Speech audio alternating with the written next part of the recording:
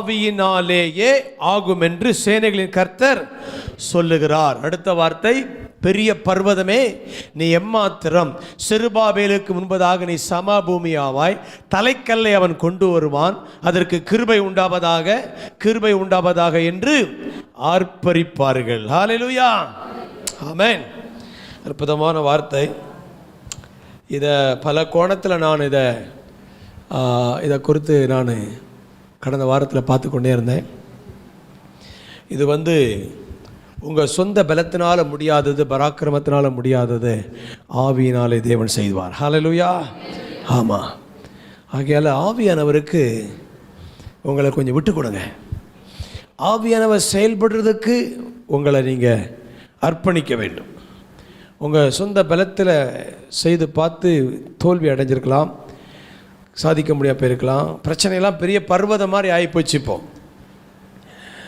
ஆனால் இதெல்லாம் சமபூமி ஆக்குறதுக்கு ஆவியானவருக்கு மட்டும்தான் முடியும். ஹல்லேலூயா.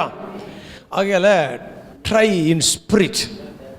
ஸோ அதை குறித்து நான் ரொம்ப டீட்டெயிலாக பேசினேன். அது அனாயிண்டட், அது அந்த 2 ஒலிவ மரங்கள் என்ன, அந்த எண்ணெய் என்ன என்றதெல்லாம் அதில் மேலேருந்து இந்த அதிகாரம் ஃபுல்லாக நீங்கள் படிச்சிங்கன்னா பின்னணி எல்லாம் போட்டிருக்குது. இது குறிப்பாக இதனுடைய பின்னணி என்ன அப்படின்னா, நான் லேசாக சொல்லிவிட்டு இந்த இன்றைய செய்திக்குள்ளே வந்துடுறேன். இஸ்ரவேல் தேசம் தேவன் வைத்திருந்த உயர்ந்த, அதாவது ஆவியினாலே சாதித்தவங்க தான்.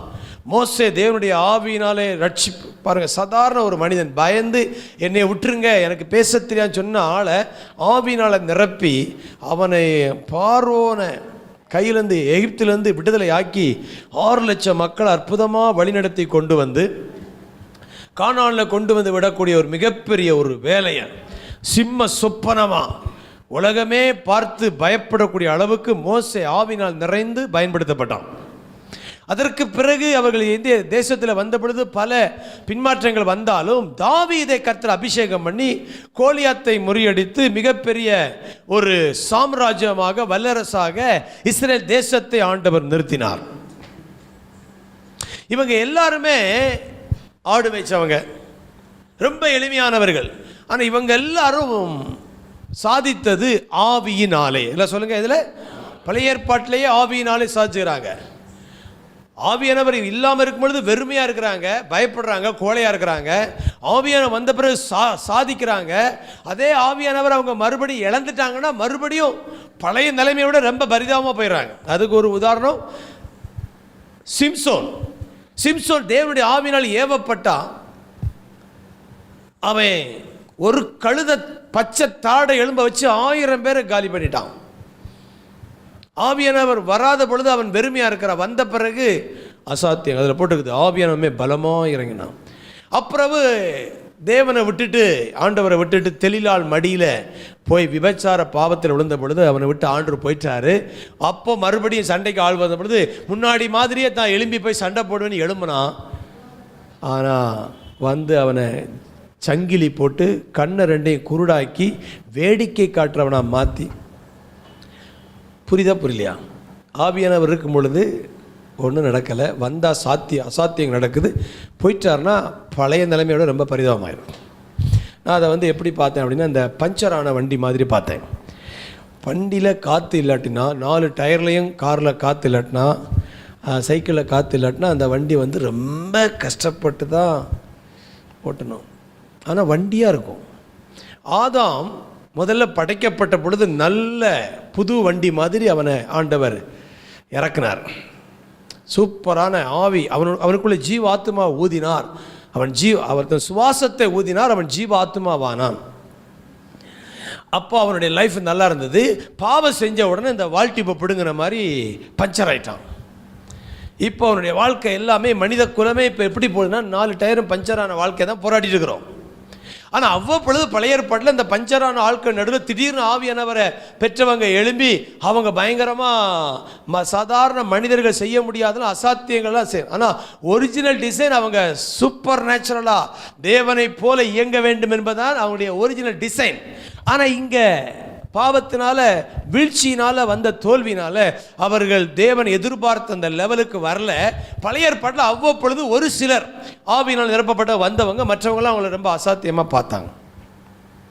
இயேசு கிறிஸ்து வந்த பொழுது அந்த மரித்து கிடக்கிற ஆவியில பாவம் செய்த பொழுது ஆதாம் ஆவியில மரித்து போனான். அந்த ஆவியை தேவன் உயிர்ப்பித்த பொழுது, இயேசு கிறிஸ்துவை ஏற்றுக்கொள்ளும் பொழுது, ரட்சிக்கப்படும் பொழுது நம்ம எல்லாரும் ஆவியில உயிர்ப்பிக்கப்படுகிறோம். ஹல்லேலூயா. அந்த ஆவியில உயிர்ப்பிக்கப்பட்ட பிறகு பாவம் செய்வதற்கு முன்பாக ஆதாம் இருந்த நிலைமையை விட அற்புதமான ஒரு பரிபூரண ஜீவன் வாழ்க்கைக்கு இயேசு கிறிஸ்து நம்மளை கொண்டு வந்து நிறுத்துறார். ஸோ புதிய ஏற்பாட்டில் எப்படி இது நடக்க போகுதுங்கிறது தான் இங்கே எழுதி வச்சுக்கிறார். அப்போ இந்த தேசம் கூட அப்படி தாவீதின் காலத்திலே சிறப்பாக இருந்தாலும் அவர்கள் தேவனுடைய வார்த்தையும் தேவனுடைய கட்டளையும் அவர்கள் புறக்கணித்தபடினால, ஆவியனாரை விசனப்படுத்தினதினால அவர்கள் சிறைப்பட்டு போனார்கள். சிறைப்பட்டு போனவர்கள் மறுபடியும் அவர்கள் திரும்பி தாயகம் வந்து 70 வருஷம் வந்து ஆலயத்தை கட்டி மறுபடியும் தேவ ராஜ்யமாய் மாறும் என்று தேவன் சொன்னதுக்கு நிறைவேறுது. அதில் பேட்சாக வர்றாங்க. அதில் ஒரு பேட்ச் தான் இந்த செருபாபேல் தலைமையில் ஒரு குழுவினர் வந்து இந்த அலங்கத்தையும் ஆலயத்தையும் கட்டுறாங்க. இந்த செருபாபேல் வந்து முதலாவது சில அரசாங்க உதவியோடு வந்து அந்த ஆலயத்தை இடிந்து கிடக்கிற சுட்டெரிக்கப்பட்ட ஆலயத்தை சுத்தப்படுத்தி முதல் அடிக்கல்ல வச்சு அவன் ஆலயத்தை துவங்கின பொழுது நிறைய மிரட்டல்கள் வந்தது, நிறைய அவனை டிஸ்கரேஜ் பண்ணுற வார்த்தை வந்தது. உடனே அந்த டீமான ஆட்கள் என்ன பண்ணிட்டாங்க, வேலையை போட்டுட்டு அவங்க தங்களுடைய வீடை கட்ட போயிட்டாங்க. உங்கள் வாழ்க்கையில், என்னுடைய வாழ்க்கையில் கூட சொல்கிறேன், நம்ம ஆவிக்குரிய வாழ்க்கையில் இப்படியெல்லாம் சில காரியத்தை இழந்து கிடக்கிறோம். திடீரென்று ஆவியானவருடைய ஏவுதலால் நம்ம வந்து சில காரியங்களை உற்சாகமாகி நல்லா செபிக்கணும், நல்லா இனி பைபிள் வாசிக்கணும், இன்னும் ஆவிக்குரிய வாழ்க்கையில் நீ ஒழுங்காக இருக்கணும் அப்படின்னு நீங்கள் ஒரு தீர்மானம் எடுக்கும் பொழுது அவ்வளவு சுலபமாக சாத்தா விட மாட்டான். சில இடைஞ்சல்கள், சில டிஸ்கரேஜ், சில டிஸ்ட்ராக்ஷன் இதெல்லாம் வந்து பண்ணுவான். இவங்க என்ன பண்ணிட்டாங்க, இந்த மிரட்டலெல்லாம் கேட்டுக்கிட்டு வேலையை போட்டுட்டு 14 வருஷம் தேவாலயத்தை கட்டுறதை விட்டுட்டாங்க. சில நேரங்களில் உங்கள் வாழ்க்கையில் கூட சில இந்த இடத்துல இருக்கலாம், எந்த இடத்துல இருக்கு எனக்கு தெரியாது. நான் நல்லா தான் ஜெபிக்கணும் ஊழிஞ்சேன்னு ஆசைப்பட்டேன், ஆனால் என் வீட்டுக்கு இப்படி சொல்லிட்டாரு, என் மனைவி இப்படி சொல்லிட்டேன், சபையில் இப்படி நடந்து போச்சு, எனக்கு இப்படி நடந்து போச்சு, வேலையில் இப்படி ஆகிப்போச்சு, எனக்கு வீட்டில் கடன் ஆகிப்போச்சு அப்படின்னு சொல்லி இருக்கிற அந்த எல்லாத்தையும் விட்டுக்கிட்டு நான் உண்டு, என் வேலை உண்டு, ஏதோ கடமைக்காக சபைக்கு வர்றேங்கிற இடத்துக்கு நீங்கள் வந்துட்டீங்கன்னா கர்த்தர் இன்றைக்கு மறுபடியும் ஆகாய் சகரியா மூலமாக மறுபடியும் உற்சாகப்படுத்துகிறார். இல்லையா? இந்த சகரியா இந்த நேரத்தில் 14 வருஷம் சோர்ந்து போய் எடுக்கும் பொழுது தான் இந்த ஆகாயும் சகரியா வந்து சொல்கிறாங்க, எழுந்து கட்டுங்க, ஆலயத்தை கட்டுங்க, கர்த்தர் உங்க கூட இருப்பாரு, ஏன் நீங்க சோர்ந்து போறீங்கன்னு சொல்லி அவங்களை உற்சாகப்படுத்துறாங்க. இந்த வார்த்தைகள் எல்லாம் கேட்ட பொழுது அவர்கள் மறுபடியும் வந்து அந்த ஆலயத்தை கட்டுறாங்க. அப்பதான் சொல்லப்படுறது, முதல்ல பலத்தினால கட்டுனீங்க, உங்க சொந்த புத்தியில கட்டுனீங்க, உங்களுடைய பேக்ரவுண்டை வச்சு கட்டுனீங்க, அதனால அது மிரட்டல் வந்த பொழுது விட்டுட்டீங்க. ஆனா இப்போ ஆவியானவர் இருக்கிறாரு, கட்டுங்க சொல்லுதான் பெரிய பர்வதம் மாதிரி இருக்கிற தடைகள் எல்லாம் கர்த்தர் சமபூமி ஆக்குவார். ஹல்லேலூயா. அப்ப அதை கட்டுறாங்க, அவங்க அற்புதமாக கட்டி முடித்து அது பிரதிஷ்டை பண்ணப்படுகிறது. ஹல்லேலூயா. அப்போ ஆவியானவர் வரும் பொழுது இந்த பின்மாற்றங்கள் எல்லாம் மாறி கர்த்தர் முன்னிலையை விட நற்சீர் உண்டாகும்படி கர்த்தர் செய்வார். ஆமென். நீங்கள் விட்டுட்டா கூட கர்த்தர் விட மாட்டார். கை தட்டுங்க. ஹல்லேலூயா. நீங்களே இந்த ஜெபம் வேண்டாம், ஆவிக்கிற வாழ்க்கை வேண்டாம் சொல்லி விட்டுட்டா கூட தேவன் விடுற மாதிரி இல்லை. உங்களை ஆண்டு விடுற பக்கத்தை பச்சனை உங்களை விடுற மாதிரி இல்லை. ஹல்லேலூயா. எங்கே போனாலும் சுற்றி வளைச்சி உங்கள் பின்னால் வந்து பின்தொடரும் தேவன். ஹல்லேலூயா. பெர்சியூவிங் காட். உங்களை வாழ்நாள் முழுவதும் உங்களை பின்தொடருவார், உங்களை இணங்க பண்ணுவார், அவருடைய சித்தத்துக்குள்ளே கொண்டு வந்து நிறுத்துவார். ஹல்லேலூயா. நிர்மூலமாகவே கிடந்தா கூட, மரித்து கிடந்தா கூட, எலும்பா போனா கூட அதையும் மறுபடி எடுத்து நிறுத்து தனக்கு சேனையா மாற்றுகிற நம்முடைய தேவன். கைகளை தட்டி ஹல்லேலூயா. எசேக்கியேல் 37ஆம் அதிகாரம் நீங்க பாத்தீங்கன்னா அதுதான் 1ஆம் தேதி நான் சொன்னேன், உலர்ந்த பள்ளத்தாக்கு, எலும்பு பள்ளத்தாக்கு. இது இஸ்ரவேல் தேசத்தை காட்டுது, ஜனங்கள் வாழ்க்கையை காட்டுது, நம்பிக்கையெல்லாம் இழந்து போயிட்டாங்க. ஆனா அந்த பள்ளத்தாக்கு நடுவில் எசேக்கியேல் ஆண்டவர் கொண்டு போய், எசேக்கியேல் புத்தகமே ஆவியானுடைய புத்தகம், கொண்டு போய் அவன் என்ன பண்றாரு, கேட்கிறாரு, இந்த எலும்புகள் உயிரடையுமான்னு கேட்கிறாரு. அவன் சூப்பரான ஒரு பதிலை போட்டுட்டான், அது எனக்கு உமக்கே தெரியும் அப்படின்ட்டான். உமக்கே தெரியும். நான் சொல்றேன், நீங்க இன்னைக்கு காஞ்சி வறண்டு கிடக்குறீங்க, ஆனா உங்க வாழ்க்கை உயிரடையுமா, உயிரடைந்து மறுபடியும் சேனையாய் மாறும் என்று தேவனுக்கு தெரியும். இல்லையா? இது எப்படி மாற போகுது என்பது இப்ப நிலைமையை பார்த்தா துண்டு துண்டா கிடக்குது, ஆனா கர்த்தருக்கு தெரியும் இது சேனையா மாற போகுது. கைகளை தட்டி ஹல்லேலூயா. அதுக்கு வேற யாரையோ பயன்படுத்தல. அந்த எசேக்கியேலை பார்த்து சொல்றாரு, இந்த எலும்புகளை பார்த்து தீர்க்க தரிசன உரை. ஹல்லேலூயா. இப்போ சொல்ற உங்க சூழ்நிலை எல்லாம் துண்டு துண்டா தகர்ந்து நிர்மலமாய் கிடந்தா கூட இந்த இடத்துல கர்த்தர் சொல்றாரு, நீ தீர்க்க தரிசனம் பேசு, வார்த்தையை பேசு. வார்த்தை உயிர் உள்ளது, வார்த்தை ஆவியாயும் ஜீவனமாயும் உள்ளது. ஹல்லேலூயா. ஆமா, எபிரேயர் 4:12 கர்த்தருடைய தேவனுடைய வார்த்தையானது ஜீவனும் வல்லமை உள்ளதும் இருபுறமும் கருக்குள்ள எந்த பட்டயத்திலும் கூர்மையான ஊனையும் எலும்புகளையும் நரம்புகளையும் எண்ணங்களையும் வகையறுக்கிறதா இருக்குது. கர்த்தருடைய வார்த்தைக்குள்ள ஜீவன் இருக்குது. அப்போ அந்த வார்த்தை, இப்போ சொல்கிறேன், உங்கள் வாழ்க்கையினுடைய எந்த சூழ்நிலைகள் எல்லாமே நெகட்டிவாக இருந்தால் கூட உங்கள் வாயில் விசுவாச வார்த்தையை பேசிக்கிட்டே இருங்க. ஹல்லேலூயா. அப்போ அவன் சொல்கிறான், தனக்கு சொல்லப்பட்டபடியே அவன் தீர்க்கதரிசனம் உரைக்கிறான். சில நேரங்களில் எல்லாமே டிஸ்கரேஜாக இருந்தால் கூட கர்த்தருடைய வார்த்தைக்கு மட்டும் கீழ்ப்படிஞ்சிட்டே இருங்க. ஹல்லேலூயா. அவருடைய வார்த்தையை மட்டும் பேசிக்கிட்டே இருங்க. அது ஒரு இரைச்சலை உண்டு பண்ணும். கைத்தட்டுங்க. ஹல்லேலூயா. ஒரு சத்தம் உண்டாயிற்று, ஒரு அசைவு உண்டாயிற்று. ஹல்லேலூயா. அந்த இரைச்சல் ஒரு பெரிய காரியத்தை செய்ய போகுது. சில நேரங்களில் நீங்கள் பேசும் பொழுது வெளியே எதுவுமே அறிகுறி எல்லாம் போகலாம், ஆனால் தேவன் திரைக்கு பின்னால் செயல்பட்டு கொண்டு இருக்கிறார். கொஞ்ச நேரத்தில் எலும்புகள் எல்லாம் ஒன்றோடு ஒன்று இணைய ஆரம்பிச்சு, அப்புறம் நரம்பு சதை மூடி தோல் மூடி அப்புறம் எல்லாம் பிரேதங்களாக கிடக்குது. அப்புறம் ஆண்டவர் சொல்றாரு, நீ ஆவியை பார்த்து தீர்க்கதரிசனம் வர. என்ன பார்த்து? முதல்ல எலும்பை பார்த்து பேசுனா, அப்புறம் யாரை பார்த்து பேசுனா? ஆவியை பார்த்து. நீ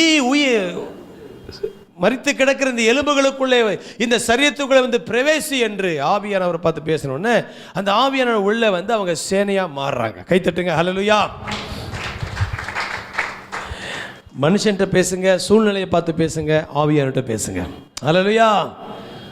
நீர் வாருமே, நீர் வேண்டுமே, நீர் போதுமே, ஆவியானவரே.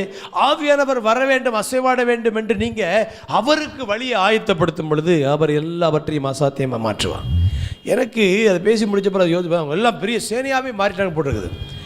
எலும்பு நரம்பு சதை தோல் மூடி அவங்க உயிரோடு எழும்பிட்டாங்கங்கிறது ஒரு நல்லா இருக்குது. அவங்க எல்லாருமே அந்த சதையாக மாதிரி பிணமாக இருக்கும் பொழுது அவங்க உயிரடைய வரைக்கும் நிர்வாணமாக தான் இருந்திருப்பாங்க. அந்த பிரேதமெல்லாம் அப்படி தான் இருக்கும். ஆனால் சேனையாக மாறிச்சுன்னு பைபிள் போட்டிருக்குன்னா அவங்களுக்கு ட்ரெஸ்ஸு, அவங்களுக்கு ஆயுதம், அவங்களுக்கு எல்லாத்தையுமே அது எல்லாம் வந்திருக்குது. அதுக்கப்புறம் தான் அது சேனையாக மாறிச்சான்னு சொல்றாருன்னா, ஆண்டவர் வெறும் பிரேதமாக மட்டுமல்ல, உன் வாழ்க்கைக்கு தேவையான எல்லாவற்றையும் போட்டு உன்னை அலங்கரிக்கிறவர். கைகளை தட்டி ஹல்லேலூயா. இனி அது ஒரு மிகப்பெரிய சேனையா மாறிச்சுன்னா இனி அவங்களை யாரும் வெல்ல முடியாத அளவுக்கு ஒரு இராணுவமாக ஆயுதங்களோடு அவர்கள் எல்லாவற்றையும் சர்வாயுத வர்க்கம் தரிக்கப்பட்டவர்களாக மாறிட்டாங்க. நான் சொல்றேன், நீங்க பேசினாலே எல்லாம் சேரும். ஹல்லேலூயா. ஆமென். ஸோ இதெல்லாம் ஒரே வார்த்தையில் சொல்ல போனால் ரெஸ்டோரேஷன் அப்படின்னு சொல்லலாம். என்ன சொல்லலாம்? ரெஸ்டோரேஷன், மறு சீரமைப்பு. ஸோ இன்றைக்கு நான் என்ன பேச விரும்புகிறேன் அப்படின்னா, புதிய ஏற்பாட்டில் இந்த ஆவியானவர் பலத்தினாலும் அல்ல பராக்கிரமத்தினால் என்னுடைய ஆவியினாலே ஆகுங்கிறதுக்கு புதிய ஏற்பாட்டில் ஒரு விளக்கத்தை சொல்ல விரும்புகிறேன். பேதுரு சீஷர்கள் எல்லாரும் இயேசுக்கு சொல்லி 3 வருஷம் இருந்தாங்க. ஆனால் அங்கே ஆவியை பெறாததுனால இயேசு கிறிஸ்து மரிக்க போகும்போது சொல்ல, நீங்கள் எல்லோரும் என்னை விட்டுட்டு போயிடுவீங்க அப்படின்னு சொல்லும்போது பேதுரு சொல்லலாம், யார் போனாலும் எதை நம்பினா? தன்னுடைய பலத்தை நம்பினா, மாம்சத்தை நம்பினா. கடைசியில் ஒரு பெண்ணிடத்தில் கோழையை போல 3 தடவை மறுதளிச்சிட்டான். ரொம்ப ஷேம் ஆகிப்போச்சு, கில்ட் ஆகிப்போச்சு. அப்போது இயேசு மரித்து உயிர்த்தெழுந்த பிறகு அவனை கூப்பிட்டு நீ எல்லாத்தையும் நீ அன்பாக இருக்கிறேன்னு கேட்குறாரு. அவனும் சொல்கிறான், எனக்கு தெரியாத ஆண்டவரே, அது உமக்கு தான் இதை எசேக்கியேல் சொன்ன மாதிரி சொல்லிட்டான், என் ஆடுகளை மேய்ப்பாயாக, ஆட்டுக்குட்டிகளை மேய்ப்பாயாக. இப்படி சொன்னாலும் அவர் சொல்கிறாரு, நான் போன பிறகு நீங்கள் 10 நாள் எனக்காக நான் வாக்குத்தத்தம் நிறைவேற ஆவியானவர் வர வரைக்கும் காத்திருங்க அப்படின்னு லூக்கால சொல்லிட்டு போகிறார். லூக்கா 24:49 ஆவியானவருக்கு காத்திருங்க அப்படின்னு சொல்கிறார். ஸோ அவங்க காத்திருக்கிறாங்க. பெந்தைக்கோஸ்தே நாளில் அப்போஸ்தலர் 2ஆம் அதிகாரத்தில் பலத்த காற்று அடிக்கிற முழக்கமாக ஆவியை அவள் எல்லாரையும் நிரப்பினார். அவள் எல்லாரும் தங்களுக்கு தந்துள்ள ஆவியின்படியே வெவ்வேறு பாஷைகளை பேசினாங்க. இப்போ அபிஷேகம் பெற்றுட்டாங்க, இப்போ ஆவியில் நிரப்பிட்டாங்க. இப்போ ஆவியில நிரம்பின உடனே கோழையை போல இருந்த இந்த பேதுரு சிங்கத்தை போல தைரியமாக எழும்பி, நீங்கள் இந்த இயேசுவை சிலுவையில் அடித்து கொலை செய்தீர்கள், தேவன் அவரை மரித்தோர்ந்து எழுப்பினார் என்று சொல்லி பயங்கரமான ஒரு பயங்கரமான ஒரு உரையாற்றம். இந்த செய்தியை கேட்ட உடனே எல்லாரும் குத்தப்பட்டவர்களாக நாங்கள் என்ன செய்ய வேண்டும் என்று கேட்குறாங்க. நீங்கள் மனம் திரும்பி ஞானசானங்களா? ஒரே பிரசங்கத்தில் 3000 பேர் ரட்சிக்கப்பட்டு ஞானசானம் பெற கரங்களை தட்டி அல்லேலூயா. நான் இயேசுடைய சீசன் சொல்றதுக்கு வெக்கப்பட்டு கோழையா இருந்த பயந்த பேதுரு பலத்தினாலும் அல்ல, பராக்கிரமத்தினால, என்னுடைய ஆவியினாலே. ரிசல்ட் பயங்கர ரிசல்ட். 3000 பேர் ரட்சிக்கப்பட்டாங்க. சிம்சோன் மேலே ஆவியானவர் பழைய ஏற்பாட்டில் இறங்கும்போது 3000 பேர் கொன்று போட்டான். புதிய ஏற்பாட்டில் ஆவியானவர் பேதுரு மேலே இறங்கும்போது 3000 பேர் ரட்சிக்கப்பட்டாங்க. கைத்தட்டுங்க அல்லேலூயா. பழைய ஏற்பாட்டுக்கும் புதிய ஏற்பாட்டுக்கு வித்தியாசம் இதுதான். இங்கு உயிரடைகிறார்கள், இங்கு பலனடைகிறார்கள், இங்கு ஜீவனை பெறுகிறார்கள். இயேசு கிறிஸ்துவுக்கே ஆவியானவர் இல்லாமல் ஊழியம் செய்ய முடியாது. 30 வருஷம் பூமியில் உயிரோடு தான் இருந்தார், ஆம்பளையாக தான் இருந்தார், ஒன்றுமே செய்யலை, அடங்கி இருந்தார், மனிதனாக இருந்தார். ஆனால் என்றைக்கு யோர்தானில் ஞானஸ்நானம் எடுத்து, அதை வாசிக்கிறீங்களா? மத்தேயு 3:16-17 வாசிங்க. மத்தேயு 3:16-17. கரையேறின உடனே இதோ வானம் அவருக்கு திறக்கப்பட்டது, தேவ ஆவி புறாவை போல இறங்கி அவர் மேல் வருகிறதை கண்டார். அன்றியும் வானத்துக்கு சத்தம் உண்டாகி, இவரில் நான், அடுத்த வசனம் 4:1, அப்பொழுது இயேசு பிசாசினை சோதிக்கப்படும் ஆவியானவராலே. இங்க இருந்ததா 30வது வயதில் ஞானஸ்நானம் பெற்ற பிறகு தான் ஆவியானவராலே இயேசு. இதுக்கு பிறகுதான் அவரு சாத்தான பிசாசை துரத்துறாரு, ஓட விடுறாரு. 3 வருஷம் அவர் பயங்கரமான அசாத்தியங்கள் செய்கிறார். மரித்தோரை எழுப்புறாரு, வியாதியை சுகமாக்குறாரு, குஷ்டரோகியை சுகமாக்குறாரு, அப்பத்தை விட்டு கொடுக்குறாரு, தண்ணீரை திராட்சரசமாக மாத்துறாரு. 3 வருஷம் அசாத்தியமான காரியம் இயேசு கிறிஸ்துவே அசாத்தியமான காரியங்களை செய்வதற்கு ஆவியானவர் அவசியமா இருந்தது. அல்லேலூயா. நான் இப்போ சொல்றேன், இயேசு கிறிஸ்துவுக்கே அவசியம், நமக்கு ரொம்ப அத்தியாவசியம். ஆகையால் ஆவியானவர் இல்லாமல் இயேசு கிறிஸ்துவே ஊழியம் செய்யலை, ஊழியத்தில் அவர் சாதிக்கவில்லை. அவருடைய சீஷர்களாகிய இந்த 12 பேர் தான் கர்த்தர் சொன்னார், நீங்கள் போய் நீங்கள் புறப்பட்டு போன்னு சொன்னார். மத்தேயு 28:19-20 சகல ஜாதி சீஷராக்குன்னு சொன்னார். ஆனால் போகிறதுக்கு முன்னாடி காத்திருங்கன்னு சொன்னார். போகிறதுக்கு முன்னாடி ஆவியானவர் வராமல் புறப்பட்டு போகாதீங்க, ஆவியானவர் இல்லாமல் எதையும் செய்யாதீங்க. அவர்கள் போய் ஒலிவ மறையில் போய் உட்கார்ந்து ஒரு மேல் வீட்டில் இருந்து அவங்க தங்கியிருந்து ஜெபம் பண்ணாங்க. 10 நாள் காத்திருந்தாங்க. 10வது நாள் ஆவியானவர் வந்த பிறகு புறப்பட்டு போனாங்க. முழு உலகத்தையும் அவர்கள் கலக்கினார்கள். கைகளை தட்டி ஹல்லேலூயா. அப்போது ஆவியானவர் தான் வித்தியாசப்படுத்தி காட்டுகிறவர். உங்களுடைய அடையாளத்தை, உங்களுடைய உண்மையான திறனை, நீங்கள் இந்த உலகத்திலே வடிவமைக்கப்பட்ட நோக்கத்தை நிறைவேற்றி காட்டுகிறவர் ஆவியானவர். யோவான் 7:37 போட்டிருக்குது, என்னை விசுவாசிக்கிறவன் உள்ளத்திலிருந்து ஜீவ தண்ணீர் உள்ள நதிகள். அப்போது மல்டி டைமென்ஷன் நதி என்று போல நதிகள் அப்படின்னா எல்லா ஏரியாலையும் உங்களை வெற்றி சிறக்க பண்ணுவதற்கு ஆவியானவர் உங்களுக்கு தேவை. இந்த ரட்சிக்கப்பட்ட அன்றைக்கே உங்களுக்குள் ஆவியானவர் வந்துட்டார். இந்த ஆவியானவருடைய ஆளுகைக்கு நீங்கள் நிரப்பப்பட்டு அவரோடு உங்களுடைய உறவில் அவரில் பலப்பட, சத்துவத்தின் வல்லமையில் பலப்பட உங்களிலிருந்து அவர் வெளிப்படுவார். ஹல்லேலூயா. முதல்ல தங்கி இருக்கிற ஆவியானவர் செயல்படும்படியாக, முதலாவது ஆவியானவர் வரும்பொழுது என்ன செய்வார் அப்படின்னா அவங்க கேரக்டர் மாற்றுவார். ஆமே சொல்லுங்க. வாக்குத்தத்தங்கள் எல்லாமே திவ்ய சுபாவத்துக்கு பங்காளிகளை மாறுவதற்கு தான் வாக்குத்தத்தம் கொடுக்குறாரு. வாக்குத்தத்தத்தின் ஆவியானவரும் அதுக்கு தான். அப்போ ஆவியானவர் வந்து உள்ளான மனிதனை வல்லமையாக நிரப்புகிறார். உங்கள் உள்ளான மனிதனை இயேசுவை போல வடிவமைக்கிறார். நீங்கள் எல்லா திவ்ய சுபாவத்திலும் பங்குகளை மாறும்படியாக உங்களை டிசைன் பண்ணுறாரு. அதற்கு பிறகு உங்களில் இருந்து தேவன் செயல்படும்படியாக, செயலாற்றும்படியாக விரும்புகிறார். ஹல்லேலூயா. அப்போ முதலாவது இந்த உள்ளான மனிதனிலே வல்லமையாய் நீங்கள் பலப்பட வேண்டும். கர்த்தரிலும் சத்துவத்தின் வல்லமையிலும் நீங்கள் பலப்பட வேண்டும். ஹல்லேலூயா. இப்போ இந்த ஆவியானவரை நீங்கள் செயல்படுவதற்கு அவரோடு அவருடைய மெல்லிய குரலை கேட்டு அவருடைய அதான் அந்நிய பாஷையில் ஆவியில் செபிக்கிற வழக்கத்தை உடையவர்களாக இருக்க வேண்டும். மணிக்கணக்காக பேசுகிறவங்க இருக்காங்க. வெளியில் சபையில் நீங்கள் ரொம்ப பேசாட்ட கூட பரவாயில்ல, ஆனால் உங்கள் அந்தரங்க வாழ்க்கையில் நீங்கள் ஆவியில் நிறைந்து செபிக்கிற நபர்களாக இருக்க வேண்டும். ஏன்னா பலத்தினாலும் அல்ல, பராக்கிரமத்தினால அல்ல, ஆவியினாலே ஆகும். உங்கள் சொந்த பலத்தால் தேவராஜ்யத்தில் ஒரு செங்கலை கூட நீங்கள் எடுத்து வைக்க முடியாது. ஆனால் என்னை பலப்படுத்துகிற கிறிஸ்துவினாலே எல்லாவற்றையும் செய்ய எனக்கு என்ன உண்டு? பலன் உண்டு. ஹல்லேலூயா. பரிசுத்த ஆவி வரும் பொழுது அப்போஸ்தலர் 1:8 வாசிங்க. நீங்கள் என்ன அடைவீர்கள்? பலனடைந்து சாட்சியாய். அப்போ உள்ள பலனடைந்து வெளியே சாட்சியாய் வாழ வைக்கிற, உள்ள பலனடைந்து வெளியே சாட்சி கேட்குற அளவுக்கு அற்புத அடையாளத்தினால தேவன் உங்களுக்குள் இருக்கிறதை தேவன் உறுதிப்படுத்துவார். ஆமென். அப்போது அது 2 தீமோத்தேயு 1:7 போட்டிருக்கு. தேவன் நமக்கு பயமுள்ள ஆவியை கொடாமல் பலமும் அன்பும் தெளிந்த புத்தியும் உள்ள ஆவியை தந்திருக்கிறார். நல்லா கவனிங்க. ஆவியானவர் ஏதோ ஸ்பிரிச்சுவலுக்கு மட்டும் கிடையாது. அந்நிய பாஷை பேசிட்டு ஏதோ ஆவிக்குரிய வியாதியை சுகமாக்கிட்டு போகிறதுக்கு மட்டுமல்ல, அவர் உங்களுக்கு தெளிந்த புத்தி, அப்படின்னா ஞானத்தின் ஆவி. பழையற்பட்ட ஒரு மனிதனை கர்த்தர் ஒரு கிரியேட்டிவ் விஸ்டமாக நிரப்பினாராம்.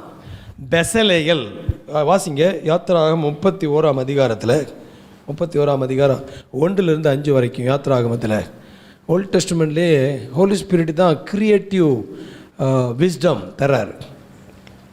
பின்னும் கர்த்தர் மோசையை நோக்கி, நான் யூதாவின் கோத்திரத்திலே ஊருடைய மகனான ஊரியின் குமாரன் பெசலேயேலை பெயர் சொல்லி அழைத்து வினோதமான வேலைகளை அவன் யோசித்து செய்கிறதற்கும், பொன்னினாலும் வெள்ளினாலும் வெண்கலத்தினாலும் வேலை செய்கிறதும், இரத்தனங்களை முத்திரை வெட்டாக வெட்டி பதிக்கிறதுக்கும், மரத்திலே சித்திரை செய்கிறதற்கும், அடுத்த வசனம், மற்றும் சகலவித வேலைகளையும் யூகித்து செய்கிறதுக்கு வேண்டிய ஞானமும் புத்தியும் அறிவும் அவனுக்கு உண்டாக அவனை தேவ ஆவியினால் கைத்தட்டுங்க. ஹல்லேலூயா.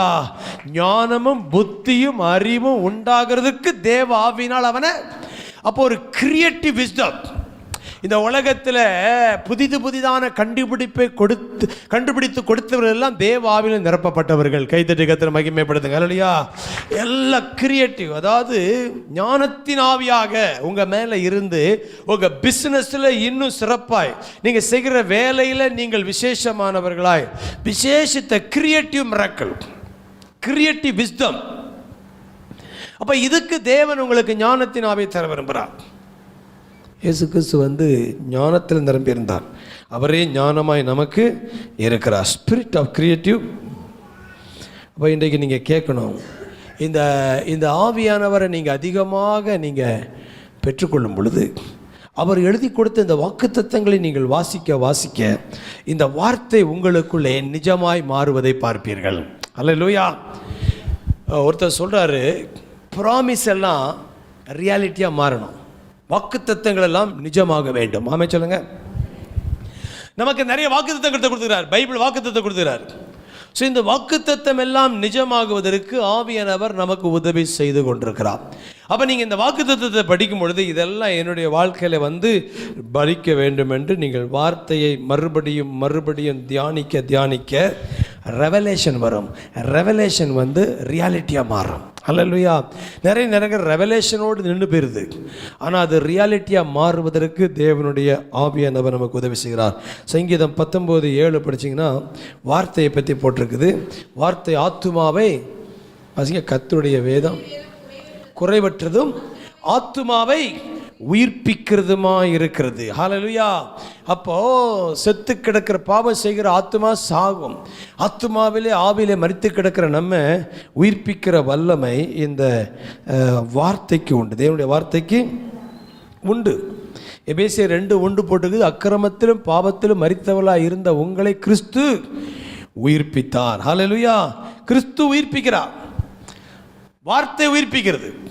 இந்த ரெண்டோடு நீங்கள் இணைக்கப்பட்டு பின்னி பிணைந்து ஒவ்வொரு நாளும் தேவனுடைய வார்த்தையை தியானிக்க தேவன் அதையெல்லாம் உங்கள் வாழ்க்கையில் நிஜமாக்கி காட்டுவார். ஹல்லேலூயா. அதை நிஜமாக்கி காட்டுவார். எசேக்கியேல் 47:1 வாசிக்கலாம். எசேக்கியேல் 47:1 எசேக்கியேல் புத்தகமே ஆவியானுடைய புத்தகம்னு சொல்கிறாங்க. அதில் அங்கே ஒரு நதியை குறித்து தான் போடப்பட்டிருக்கு. வாசிங்க.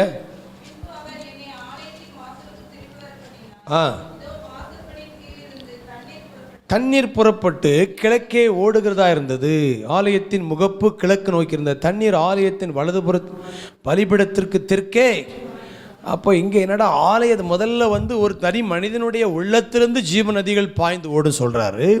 அடுத்தது இப்படி நதிகளாக ஒவ்வொருத்தரும் ஒவ்வொரு நதி, ஒவ்வொருத்தருக்குள்ளும் பல நதிகள் இருக்குது.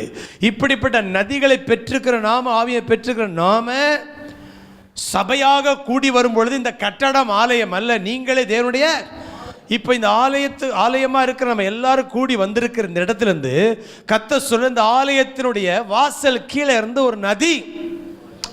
இந்த அதிகாரம் ஃபுல்லாக நீங்கள் படிச்சிங்கன்னா அது போகிற இடமெல்லாம் ஜீவராசிகள் பிழைக்கும், அதன் இலைகள் மருந்தாகும், அதன் கனிகள் உணவாகும்.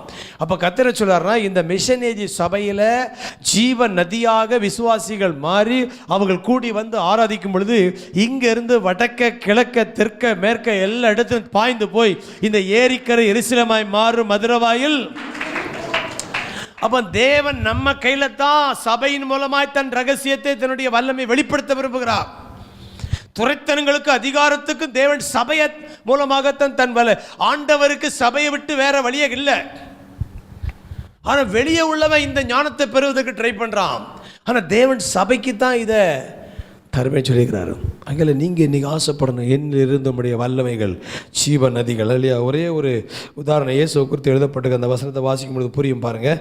அப்போஸ்தலர் 10:38 நசரேயனாகிய இயேசுவை தேவன் பரிசுத்த ஆவியினாலும் வல்லமையினாலும், வாசிங்க, இதெல்லாம் மனப்படமாக தெரிஞ்சிருக்கணுமே, அபிஷேகம் பண்ணினார். தேவன் அவரோடு கூட இருந்தபடியால் அவர் நன்மை செய்கிறவராயும் பிசாசின் வல்லமையில் அகப்பட்ட யாவரையும் குணமாக்குறவராயும் சுற்றி திரிந்தார். ஹல்லேலூயா.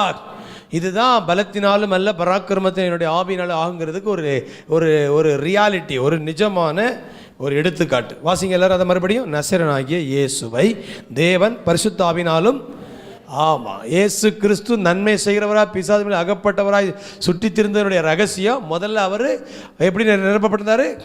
பரிசுத்த ஆவியினாலும் வல்லமையினாலும் அபிஷேகம் பண்ணப்பட்டார். ஆவியானவரை குறைச்சி மதிப்பு போடாதீங்க, ஆவியானவரை அவாய்ட் பண்ணாதீங்க. ஆவியானவரை அசெப்ட் பண்ணுறவங்க அந்நிய பாஷை அசெப்ட் பண்ணி ஒரு காலகட்டத்தில் இந்த பெந்தேகோஸ்தே இந்த தமிழகத்திலையும் இந்தியாவில் வந்த பொழுது ஏழைகளும் சிறுபான்மை மக்களும் தான் இதை ஏற்றுக்கொண்டாங்க. ஆனால் உயர்தர பெரிய பெரிய மெயின்லைன் சர்ச்சஸ் எல்லாம் இதை ரொம்ப தரக்குறைவாக பேசினாங்க. ஆனால் இந்த ஆவியானவரை பெற்றவங்க இந்த பெந்தேகோஸ்தே இந்த சிறு கூட்டம் தான் பிசாசுகளை துரத்தி அற்புதம் செய்து சுகமாக்குற ஊழியங்கள் செய்ய ஆரம்பித்த பிறகு அவங்க குறை பேச நிப்பாட்டிட்டு வேடிக்கை பார்த்து இப்போ அவங்க எல்லாரும் இந்த சத்தியத்துக்குள்ளே வந்துடுறாங்க. சபைக்குள்ளே சட்டத்திட்டத்தினால அதை வந்து அவங்க அங்கீகரிக்காமல் இருந்தாலும் அவர்கள் தனிப்பட்ட விதத்தில் போய் இப்படிப்பட்ட கூட்டங்களில் பவர் கேம்ப், எசேக்கியா பிரான்சிஸ் சோத்ரோ அனாயிண்டிங் மீட்டிங்கில் போய் அபிஷேகத்தை, ஏன்னா அபிஷேகம் இல்லாமல் நீ எதையும் செய்யவே முடியாது. ஒரு வெற்றியுள்ள கிறிஸ்தவ வாழ்க்கையை வாழ முடியாது. அல்லேலூயா. அப்போ உங்களுடைய வெற்றி உள்ள கிறிஸ்தவ வாழ்க்கைக்கு ரகசியமே அபிஷேகம் தான். இயேசு கிறிஸ்துவே அவருடைய வெற்றிக்கு ரகசியம் அபிஷேகம் சொல்லி திட்டவட்டமாக வேதம் சொல்லும் பொழுது நாம் அதை புறக்கணித்து வாழவே முடியாது. அது மாதிரி மைண்ட் செட் இருந்தால் முதல்ல அதை மாற்றிடுங்க. ஏன்னா சில நேரங்களில் சபைக்குள்ளே உட்காந்துக்கிட்டு இப்படிப்பட்ட சில உட்காந்துட்டு இருக்கிறாங்க. நம்முடைய சபையில் வரக்கூடிய ஒரு சகோதரி என்கிட்ட பேசினார், எனக்கு வந்து இந்த அந்நிய பாஷை பேசுகிறதுல உடன்பாடு இல்லை. அடுத்தது வந்து அப்படியே பேசினாலும் அதை வீட்டுக்குள்ளே பேசுங்க, சபையில் போயிட்டு எல்லாரையும் பேச விட்டுக்கிட்டு புல்பிட்டில் பேச விட்டுட்டு, அப்படி தானே பைபிள் இருக்குது. கொரிந்தியரில் வாசித்தா நீ தனியாக பேசு, சபையில் அந்நிய பாஷை பேச விட நல்ல தெளிவான தமிழ் பாஷை 4 பேசுகிறது மக்களுக்கு பிரயோஜனமாக இருக்குமே. கரெக்டு தான், தப்பு கிடையாது. ஆனால் ஒரு இடத்துல சொல்கிறனால எல்லா இடத்துலையும் அப்படி பேசவே கூடாதுன்னு பைபிளில் சொல்லலை. முதல்ல மேல் வீட்டாரில் வந்து இறங்கின பொழுது 120 பேர் அந்நிய பாஷையை பேசி உலகத்தான் ரோட்டில் போகிறவன் குடிச்சிக்கிட்டு ஏதோ சத்தம் போடுறாங்கிற அளவுக்கு ஒரு பெரிய அமர்க்கல் நடந்திருக்குது. அப்போ அதெல்லாம் அங்கீகரித்திருக்கிறோம். எங்கெங்கே முதல்ல ஆவியாக வந்திருக்கு 7 இடத்துல எல்லாரும் பேசியிருக்கிறாங்க. அமர்க்கல் யாருமே போய் தனியாக ரகசியமாக பேசலை, வீட்டுக்குள்ளே கதை வடிச்சிட்டு பேசலை. ஸோ கார்பரேட் வர்ஷிப் இருக்குது, பிரைவேட் வர்ஷிப் இருக்குது. கூடி அந்நிய பாஷையில் ஆவியில் நிறைந்து ஆர்ப்பரிக்கிற ஒரு ஆராதனை இருக்குது. அந்தரங்கத்தில் அந்நிய பாஷையில் நவமான பாஷைகளை மணிக்கணக்காக பேசுகிற பழக்கமும். ஸோ இந்த மாதிரி மதத்துக்குள்ளே போய் மாட்டிக்க கூடாது. சின்னத்தில் இதெல்லாம் இப்படிலாம் சின்ன சின்ன பிளாக்கை கொண்டு வந்து அந்த ஆவியானவர் உனக்குள்ளே வந்து உன்னை கொண்டு சாதிக்க வேண்டிய பெரிய காரியத்துக்கு பிசாசு ஒரு சின்ன பொய்யை வச்சு உங்களை ஏமாற்றிடுவான். நான் வெட்கப்பட மாட்டேன். ஆமாம் சொல்லுங்கள், நான் வெட்கப்பட மாட்டேன். முழு உலகத்திலும் பயன்படுத்தப்பட்ட எல்லா தேவ மனிதர்களும் ஆவியில நிரம்பின மனிதர்கள். கைத்தட்டி கத்திர மகிமைப்படுத்துங்க. இல்லையா? முழு உலகத்தில் ஊழிய செய்த இயேசு கிறிஸ்துவே, மறுபடியும் அந்த வசனத்தை வாசிங்க. நசரேயனாகிய இயேசுவை தேவன் பரிசுத்த ஆவியினாலும் வல்லமையினாலும் அபிஷேகம் பண்ணினார். அப்படி இருந்தனால தேவன் அவரோடு கூட இருந்தபடினால அவர் நன்மை செய்கிறவராயும் பிசாசின் வல்லமையில் அகப்பட்ட யாவரையும் குணமாக்குறவராயும் சுற்றி திரிந்தார். ஹல்லேலூயா. இதுக்கு ஆல்டர்னேட்டே கிடையாது. ஆகையால் இனி இந்த சபையிலையும் சரி எங்கேயும் சரி அபிஷேக நேரத்தில் நீங்கள் வெட்கப்படவே கூடாது. ஹல்லேலூயா. இந்த இங்கே வரும்பொழுதெல்லாம் சார்ஜ் ஏற்றுற மாதிரி, இங்கே வரும்பொழுதெல்லாம் அனல் மூட்டுற ஒரு வாய்ப்பு. வாரம் முழுவதும் பல காரியத்தை நிமித்த நம்ம சோர்ந்து போய் களைத்து போயிருந்தோம். மறுபடியும் வார்த்தையை கேட்டு ஆவியில் நிறைந்து செபித்து அபிஷேகத்தை பெற்றுக்கொண்டு, நான் சொல்கிறேன், ஏதோ பிசாசை துரத்துறதுக்கு நன்மை செய்ய மட்டும் இல்லைங்க, வாரம் முழுவதும் நீங்கள் ஒரு கிறிஸ்தவ வாழ்க்கை வாழ்கிறதுக்கு ஆவியின் அவசியமாக இருக்குது. ஹல்லேலூயா. ஆவி இல்லாதவன் ஜீவன் இல்லாதவன். ஹல்லேலூயா. கர்த்தருடைய ஆவியானவர் அவனை விட்டு போயிட்டாரு. அடுத்த வசனம் போட்டிருக்குது, பொல்லாத ஆவி சவுல் மேல் வந்துச்சு. அப்போ எனக்கு ஆவி வேண்டாம் அப்படின்னு நீங்கள் இருந்தீங்கன்னா, நீங்கள் வேண்டாம்னு சொன்னால் கூட இன்னொரு ஆவி வந்துடும். ஹல்லேலூயா. 3 ஆவி இருக்குது. மனித ஆவி, பரிசுத்த ஆவி, அசுத்த ஆவி. ஒரு மனுஷன் இயேசுவை ஏற்றுக்கொள்ளும் பொழுது அவனுடைய வீடு அலங்காரமாக மாறுது. ஆனால் அலங்கரித்த வீட்டுக்குள்ளே ஆண்டவர் இல்லாததுனால அவனை விட்டுட்டு போன பேய் எங்கேயுமே உட்கார முடியும்னு சொல்லி சுற்றி பார்த்துட்டு இந்த தெருவழி வந்துச்சு. நம்மால் எப்படி இருக்கிறான்? நம்மால் பார்த்தா உள்ளே யார் இல்லை, பரிசுத்தாவின் இல்லை, ஜோடிச்சு அலங்காரமாக இருக்குது. உடனே உள்ளே வரல, போய் தண்ணிலும் பொல்லாத 7 ஆவியை கூட்டு வந்து பெர்மனண்ட்டாக செட்டில் ஆகிட்டான். இல்லையா? நான் சொல்கிறேன், உங்கள் இருதயத்தை திறந்து பார்த்தா ஆவியானவர் உள்ளே இருக்கணும். இல்லையா? ஆவியானவர் உள்ளே இருக்கிறத பார்த்துட்டான்னா சாத்தா உங்கள் வீட்டு பக்கமே தலை வச்சு படுக்க மாட்டான். கைத்தட்டுங்க. இல்லையா? இன்னைக்கு நிறைய பேருடைய வாழ்க்கையில் அட்டாக்குக்கு காரணம் என்ன அப்படின்னா, ஆவியானவரை தங்களுக்குள்ள உடையவர்களாக வாழலை. அவரை வச்சுக்கிட்டு நாம் ஒரு முறை வந்துட்டு அவர் போகவும் மாட்டார். அதுன்னு சொல்லிடுறேன். நிறைய பேருக்கு இப்படி ஒரு பிரச்சனை. வந்த பிறகு திரும்ப நான் கெட்ட வார்த்தை பேசிட்டா, சண்டை போட்டுட்டா, முதல்ல வாங்காமல் இருக்கிறதுக்கு இப்படி ஒரு சாக்கு போய் சொல்லுது. அவர் வந்துட்டார்னா சினிமா பார்க்க முடியாது, வெளியே போக முடியாது, ஜாலியாக இருக்க முடியாது அப்படின்னு முதல்ல அதுக்காகவே இந்த மாதிரி ரட்சிக்கப்படுறதுக்கு நிறைய பேர் தள்ளி போட்டுருக்குறாங்க. நான் கொஞ்ச நாள் கழிச்சு எல்லாம் அனுபவித்து முடிச்சப்பறம் நான் ஆண்டவர்கிட்ட வர்றேன். வயசான பிறகு கை காலெலாம் ஆட்டம், ஒரு 70 வயசுக்கு பிறகு நான் என்ன ஊழியத்துக்கு வர்றேன்னு சொல்லி சிலலாம் இப்போலாம் நல்லா என்ஜாய் பண்ண வேண்டியிருக்குன்னு நான் சொல்கிறேன்.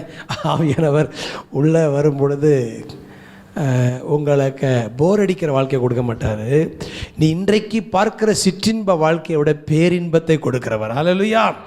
2வது, நம்முடைய சந்தோஷத்துக்கு தடையாக இருக்கிறவர் ஆவியானவர் அல்ல, நம்முடைய சந்தோஷத்துக்கு காரணமாக இருக்கிறவரே ஆவியானவர்.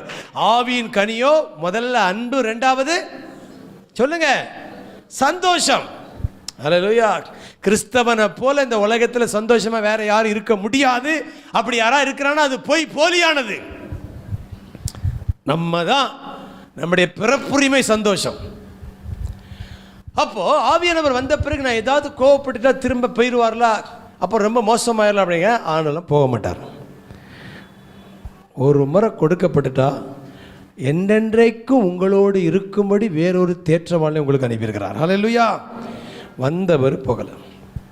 அப்போது சிலரெல்லாம் பாவம் செஞ்சாங்களே, மறுபடியும் பீடி குடிக்கிறத பார்த்தனே அப்படின்னா, அவர் உள்ளே உட்காந்துட்டு தர்ம சங்கடத்தில் உட்காந்துக்கிறார். இல்லையா?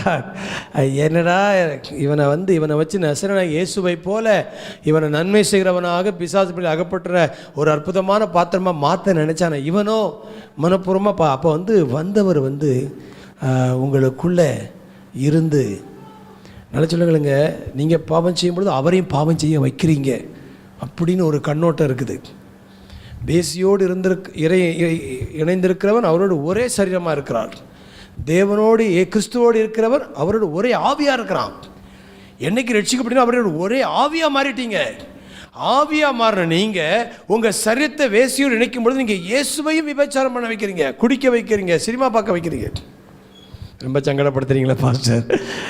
சங்கடப்படுதலை, அதில் இருந்து உங்களுக்குள்ளே இருந்து அந்த வாழ்க்கையில் உனக்கு சொல்லி உன்னை மறுபடியும் அவருடைய உறவுக்குள்ளே கொண்டு வந்து இந்த இந்த இந்த இந்த இன்பமெல்லாம் இந்த சந்தோஷமெல்லாம் நிரந்தரமானது இல்லை என்று புரிய வச்சு மறுபடியும் உங்களுக்குள்ளே இருந்த அவர் உங்களை சுத்திகரித்து உங்களை புதுப்பிக்க உங்களோட நிரந்தரமாக தான் இருக்கிறார். ஆமென். ஒன்ஸ் சேவ்டு தான். ஒரு முறை ரட்சிக்கப்பட்டு தான், அதை நீங்கள் இழக்கவே முடியாது. உங்கள் ஆவியை சீல் பண்ணிட்டார். உங்கள் ஆவி என்ன பண்ணிட்டார்? மரித்து கிடந்த உங்களை உயிர்ப்பித்து உங்கள் ஆவி, வண்டி அதே தான், டயரில் மட்டும்தான் காற்று இருக்குது, ஏற்றி இருக்குது. ஆகையில் சரீரம் அப்படி தான் இருக்குது, ஆனால் ஆவியில் மாற்றம் நடந்துருக்குது. அதனால் வண்டி ஓடுது. இப்போ ஆவியில் ஓடிட்டு இருக்கிற ஆவியில் சீல் பண்ணியிருக்கிற இதை நீங்கள் வைத்துட்டு அவரை வச்சுக்கிட்டு மனப்பூர்வமாக பாவம் செய்யும் பொழுது அவர் உள்ளதான் இருக்கிறாரு. ஆனால் சரீரத்தில் செய்கிற பாவத்துக்கு விளைவுகளை நீங்கள் சந்திக்கும் பொழுது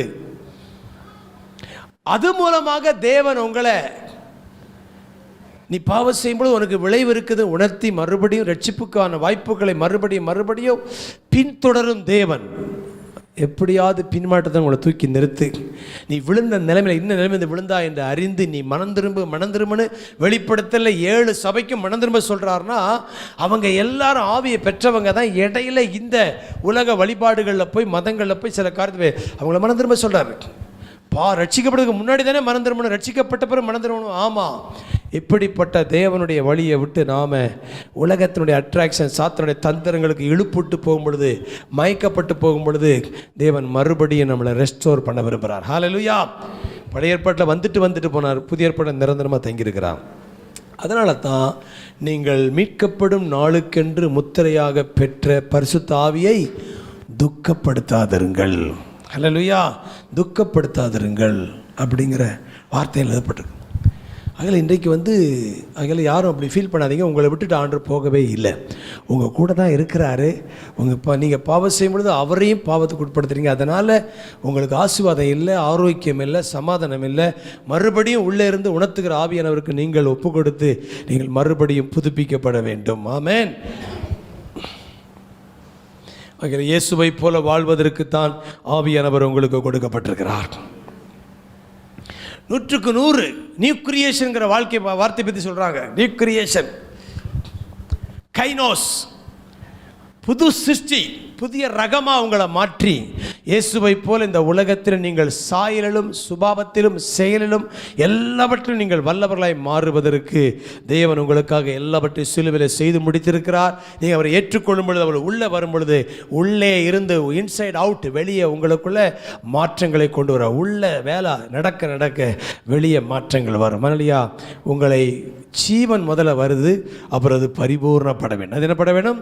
ஆமாம், ஆண்டவர் படிப்படியாக உங்கள் வாழ்க்கையில் நாளொரு மேனி பொழுதொரு வண்ணம் உங்களை இயேசுவை போல் குமாரனுடைய சாயலுக்கு ஒப்பாய் மாறுவதற்கு முன்குறித்திருக்கிறார். ஹல்லேலூயா.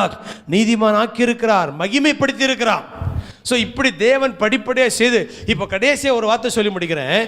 உங்களுடைய பங்கு என்ன அப்படின்னா, ஆவியானவரோடு ஒத்துழைக்க வேண்டியதான் உங்களுடைய பங்கு. கைத்தட்டி கர்த்தரை மகிமைப்படுத்துங்க.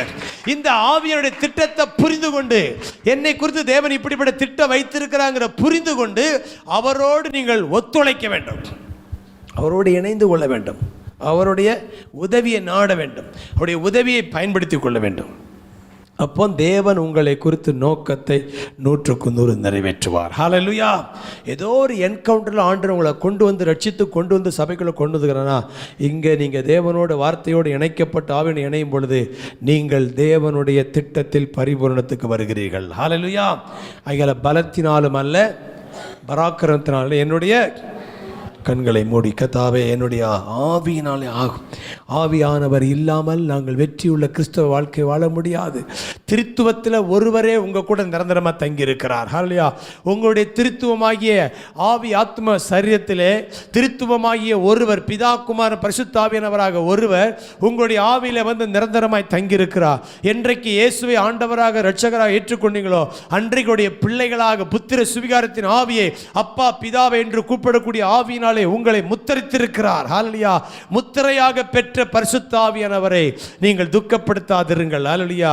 கைகளை உயர்த்தி, ஆவியானவரே எனக்குள்ள கர்த்தாவே ஜீவன் நதியாக, ஹல்லேலூயா, ஜீவ ஊற்றாக எனக்குள்ள இருந்து இயேசுவை போல நன்மை செய்கிறவர்களாக, பிசாசு இப்படி அகப்பட்டவர்கள் எல்லாம் குணமாக்குறவராக சுற்றி திரிந்தது போல ஒரு வெற்றியுள்ள கிறிஸ்தவ வாழ்க்கைக்காகவே எனக்குள்ள ஆவியானவர் என்னை 100க்கு 100 தேவ மனிதனாக, ஹல்லேலூயா, ஸ்தோத்திரம், தேவ குமாரனாக, தேவ புத்திரர்களாக நாங்கள் வெளிப்படும்படியாக எங்களுக்குள்ளே இருந்து செயல்பட்டு கொண்டிருக்கிற ஆண்டவரே, ஹல்லேலூயா. ஆவியானவருக்கு நீங்கள் விட்டு கொடுங்கள். அல்லையா, அந்நிய பாஷையில் ஜெபிப்பதை தரக்குறைவாக நினைக்க வேண்டாம். ஆவிலே நிறைகிற வாழ்க்கையை குறைத்து மதிப்பு போடாதீர்கள். அல்லையா, ஓ பலத்தினால் முடியாதது, பராக்கிரமத்தினால் முடியாது, ஆவியினாலே ஆகும். பெரிய பர்வதங்கள் எல்லாம் சம பூமியாய் மாறும், மலைகள் எல்லாம் தகர்க்கப்படும், பர்வதங்கள் எல்லாம் மெழுகு போல உருகும். கரங்களை தட்டி அந்நிய பாஷைகளை பேசி ஹல்லேலூயா. ஓ ரபா ஷபர துரபலலியம் கமர பல பல பல பல பலபா. நன்றி நன்றி நன்றி நன்றி நன்றி நன்றி ஆண்டவரே. ஓ உமக்கு நன்றி, உமக்கு நன்றி, உமக்கு நன்றி ஆண்டவரே. என் பாத்திரம் நிரம்பி வழியணும் ஆண்டவரே. ஹல்லேலூயா. என் பாத்திரம் நிரம்பி நிரம்பி வழிகின்றது, வழிந்து ஓடுகின்றது. என் பாத்திரம் வழிந்து ஓடுகின்றது. எனக்குள்ளே ஜீவ ஊற்று, அது வற்றாது ஒரு நாளோ. எனக்குள்ளே ஜீவ ஊற்று, அது வற்றாது ஒரு நாளோ. என் பாத்திரம் நிரம்பி நிரம்பி வழிகின்றது, வழிந்து ஓடுகின்றது. என் பாத்திரம் நிரம்பி நிரம்பி வழிகின்றது, வழிந்து ஓடுகின்றது. அபிஷேக நதி நானே, அகிலமெங்கும் பரவிடுவே. அபிஷேக நதி நானே, அகிலமெங்கும் பரவிடுவே. ஏராளமான மீன்கள், திரளான உயிரினங்கள், ஏராளமான மீன்கள், திரளான உயிரினங்கள். நதி போகும் இடமெல்லாம், நான் பாயும் இடமெல்லாம், எனக்குள்ளே ஜீவ ஊற்று, அது வற்றாது ஒரு நாளோ. எனக்குள்ளே ஜீவ ஊற்று, அது வற்றாது ஒரு நாளோ. என் பாத்திரம் நிரம்பி நிரம்பி வழிகின்றது, வழிந்து ஓடுகின்றது.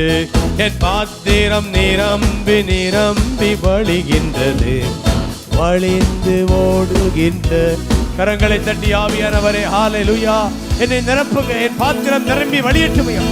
ஆவிலே நிறைந்து அந்நிய பாஷைகளை, தேவனை ஆராதிக்கிற ரகசியங்களை பேசுகிற பற்பல பாஷைகள், வரங்கள், கனிகள் வெளிப்படுகிற. ஓ ஹல்லேலூயா, ஆமென் ஆமென் ஆண்டவரே. கர்த்தர் இங்க இருக்கிற ஒவ்வொருவரையும் பேதுருவை போல, ஒரு பவுலை போல, ஒரு தேவ பிள்ளைகளாக தேவன் பயன்படுத்த விரும்புகிறார். ஒரு வெற்றியுள்ள கிறிஸ்தவ வாழ்க்கைக்கு ஆவியானவர் ரகசியம், ஹல்லேலூயா, மிகவும் முக்கியம். நன்றி நன்றி நன்றி ஆண்டவரே. இந்த வாரத்தில் ஆவியானவரோடு நான் அதிகமாக நேரத்தை செலவழிக்க, வேதத்தோடு அதிகமாக நேரத்தை செலவழிக்க, அந்த ஜீவனுள்ள வார்த்தை எங்கள் வாழ்க்கையில் நிஜமாய் மாற வேண்டும். வாக்குத்தத்தங்கள் எல்லாம் நிஜமாக மாற வேண்டும். வெளிப்பாடுகள் எல்லாம் நிஜமாய் மாற வேண்டும் ஆண்டவரே. கர்த்தர் அந்த அனுக்கிரகம் செய்வீராக நாங்கள் ஜெபிக்கிறோம். ஹல்லேலூயா.